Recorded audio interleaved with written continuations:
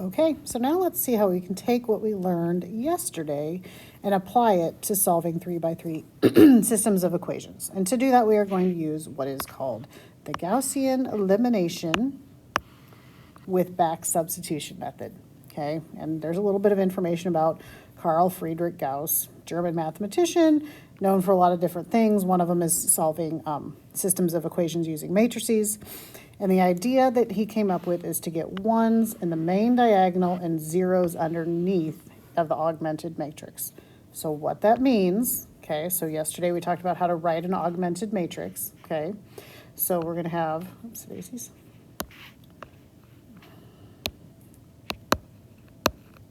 Okay, so we are going to have our matrix here, okay. And what we had was, remember, we had row 1, row 2, row 3, column 1, column 2, column 3, column 4, and we had that little dashed line here.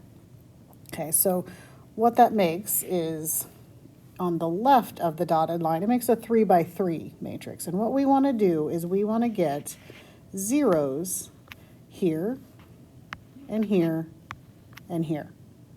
Okay? And what we also want is we want ones here, here, and here. These numbers up across here, the rest of these numbers don't really matter, and these numbers don't really matter because we can use those numbers to solve. But when I say we want ones on the diagonal, that would be, we want ones on this diagonal and we want zeros underneath. Okay, so that's where we're going to, kind of where we're going with this. So just steps to get in the order that you want to get those zeros in that lower part, in the lower left-hand area. We want to get zeros first in like the very lower left-hand column and row. So we want first to get zeros in row, oops, pen there, in row 3, column 1, which is right here, that guy. We want to get a 0 there first. Oops, meant to say column 1, okay. Our second step is we want to get a 0 in row 2, column 1, so basically right above it. So the next one we want to get is a 0 here. Then we want to get a 0 in row 3, column 2. So then we're going to get this 0 last. So kind of the order that we're going to get those zeros in is we're going to get this one first, this one second, and this one third. Okay, and then we want to get ones on the main diagonal, and then we're going to use back substitution to find x, y, and z. So in the end, when we are all done, we are going to have a solution where we have a value for x, we have a value for y, and we have a value for z. Okay, so let's take a look here at how we are actually going to do this. All right, so the first thing that we are going to do is write the augmented matrix. Okay, so we're just going to take those coefficients of each row, and we are going to write an augmented matrix. Okay, so let's write that in here first. So we're going to go like this, and we're going to go 2, 1, -1, -3. Okay, and then we're going to have 2, -1, 1, -1, -6, 5, 4, and 10. And if you wanted to, you could put your little dash line here to show that on the left is our x, y's, and z's, and on the right is our solutions. So first step, remember the first thing we said was we want to get a 0 here. Okay, so kind of like we did in our notes yesterday, what two equations are we going to pick so that we can get a 0 there? So what I am going to, and this is not the only way you can do it, but this is how I am going to do it. I am going to take 3, again, because we want to have a 6 and a -6, so they cancel to give us a 0 there. So I'm going to take 3 times row 2 and add it to row 3, and I'm going to put it in row 3. Okay, so let's take a look and kind of show what that looks like here. So 3 times row 2 is going to be 6, -3, 3, -3, plus row 3 is going to be -6, 5, 4, and 10. when we put those together. There's the 0 we wanted, 2, 7, 7. So our new matrix, okay, so now here's the matrix that we are using, is going to be, remember the only row that changes is this one. So we are going to have row 1 and row 2 are going to be the exact same. So we're going to have 2, 1, -1, -3, 2, -1, +1, -1, and here's our new row 3. We're going to have 0, 2, 7, 7. Okay, so that was step 1. We got a 0 here where we wanted it. Okay, step 2 is we want a 0 right above it. Okay, so we want a 0 right above it, which is going to be, let's see here. Now we want a 0 there. Okay, so let's think about what two equations we're going to use. So I'm going to use equation 1 and I'm going to use equation 2, or excuse me, row 1 and row 2. Okay, so basically I need to multiply -1, oops, daisies, here we go, -1 times row 1, and I'm going to add it to row 2, and I'm going to put it in row 2. Okay, row 2 is the only row that's going to change. When I add those together, that's going to give me a 0 where I want it. Okay, so I'm going to take -1 times row 1. That's just basically going to change the signs of everything. I'm going to add it to row 2, 2, -1, 1, -1. Now I get 0, -2, 2, 2. Lots of 2's there. So this is going to be my new row 2. Okay, so I'm going to have to come back down over here a little bit. Okay, and I'm going to make my new rows here. Row 2 is the only one that's going to change. Okay, so row 2 is the only one that's changing, so I'm going to have row 1 is going to stay the same. So we have 2, 1, -1, -3. That did not change. My second row is now the one that has all the 2's in it, which is going to be 0, -2, 2, 2.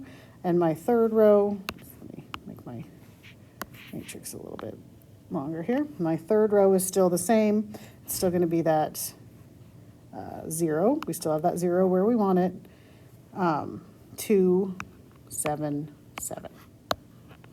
Okay, so that was step 2. So now I've got my 2 of my 3 zeros. I got a 0 here. I've got a 0 here.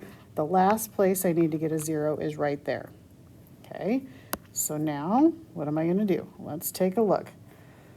All I really need to do, if I need a 0 there, if I use row 2 and row 3, if I add them together, the signs are already opposite. So really all I need to do is I take row 2 plus row 3, and I'm going to put it, well, I need a 0 in row 3. I'm going to put that in row 3. So what that looks like, row 2 and row 3, I've got 0, -2, 2, and 2, 0, 2, 7, 7. When I put them together, I get my zeros, 9, and 9. And this is my new row 3. Okay, so my row 1 and my row 2 stay the same. So my row 1 and my row 2, so I've got, let's see here, 2, 1, -1, -3. Okay, my second row stayed the same as well. I got 0, -2, 2, and 2. And here's my new row 3, 0, 0, 9, 9. Okay, so now I have zeros where I want here. Now I need to get my main diagonal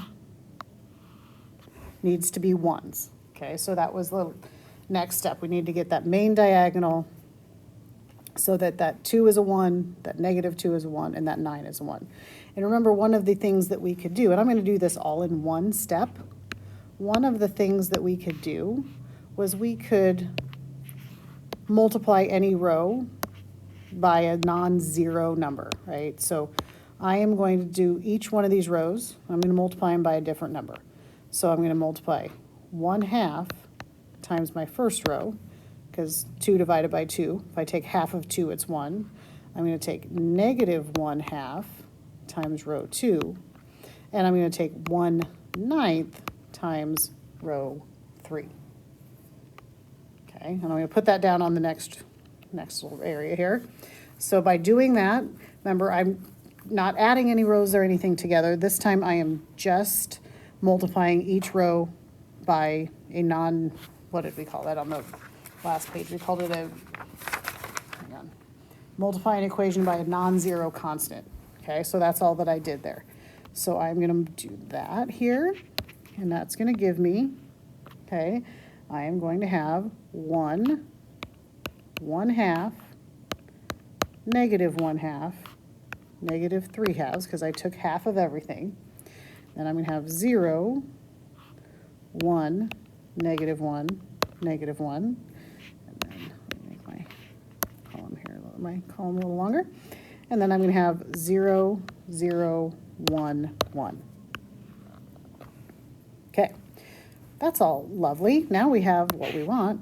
Zeros here. We've got diagonals are all 1, so here's how this is actually going to help us, okay? Now we are going to go back and write each of these rows as an equation in terms of x, y, z, and our solution. Okay, so now we will have 3 equations. However, when they are all done, it's easy to figure out what each variable actually solves for. So my first equation here, this is going to be 1x plus 1/2 y minus 1/2 z equals -3/2. Okay, my second equation is going to be 0x plus 1y minus 1z equals -1. And then my third equation is going to be 0x plus 0y plus 1z equals 1. Okay, and essentially, okay, these 0x, and this should be a 0y right here. What this means is if there is a 0x, there is no x in that equation because 0 times x is just 0. There is no x here, and there's no y here. So by getting these 3 equations, now I automatically know what one of my variables is. I know that z equals 1 because my green equation that I have written there is z equals 1. Okay, so what we're going to do, here's my solution. Okay, I know that z is 1. I need to figure out what x and y are. Okay, the name of the game is back substitution, which basically means we are going to take one of the variables that we know and we are going to go back and put it into the equation right above it. So now I'm going to use my blue equation, okay, and I have that blue equation in the middle. I have 1y minus 1z equals -1. Oops, daisies, let me get back into the blue. So then I'm going to substitute in what I know. So I know that 1y is just y, minus 1 times z, z is 1, because we got that from that green right here, equals -1. So I'd have y minus 1 equals -1. If I add 1 to both sides, I get that y equals 0. Okay, so now I have 2 of my variables. Now I'm going to go back substitute one more time. Okay, so in my red up on the top, I have 1x. Okay, so I've got my 1x plus 1/2 y, well, y we already said is 0, plus -1/2 times z, well, z we said is 1, equals -3/2. Okay, so now we're just going to do a little evaluating. 1x plus 1/2 times 0 is just 0. -1/2 times 1 is -1/2, equals -3/2. If I add a half to both sides, I get that x equals -2/2, which is just -1. So our x value is -1. Excuse me, hang on. So now that we are all done, we have an x value of -1, a y value of 0, and a z value of positive 1.